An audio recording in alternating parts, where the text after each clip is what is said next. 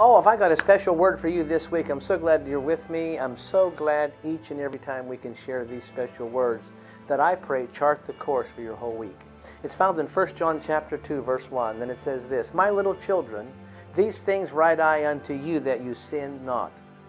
That if any man sin, we have an advocate, a middleman, a troubleshooter, a lawyer, with the Father, Jesus Christ, the righteous." Here John is saying, I really don't want you to sin. There's such a consequence to sin.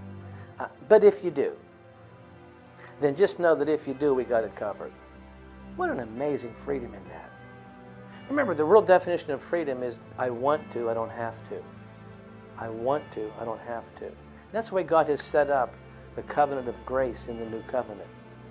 You know, we know that there's a penalty to sin, the consequence, the wages of sin. Oh, and if you do this, and if you do that, and if you touch that hot stove, you're going to get burnt. And if you watch that scary movie, then you're going to be scared after you watch the scary movie. What God is saying here is if you watch the scary movie, I'd rather you not watch the scary movie. But if you watch a horror film and you end up scared, know that I'm there to cover your fear. I'd rather you not experience that, but if you do, I'm there to cover you. And what God is saying is He don't want us to go through any unnecessary heartache. You know, the straight and the narrow isn't so that we can't have fun and pleasure and excitement and thrill and adventure. The narrow is so that depression don't fit on that road and heartbreak don't fit on that road. It's a narrow road that leaves out the negatives because God wants you to have an abundant life.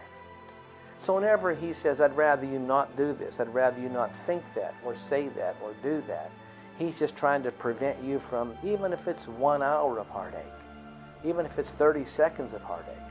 He's saying, but if you do sin, and that's the freedom, and that's the power, even if you do sin in your mind with your words, or you do yield to something that you know you shouldn't, just know that the blood that flowed from Calvary has got you covered.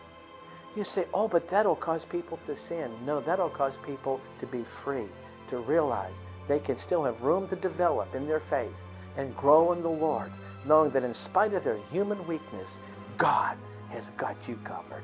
That's your word of the week.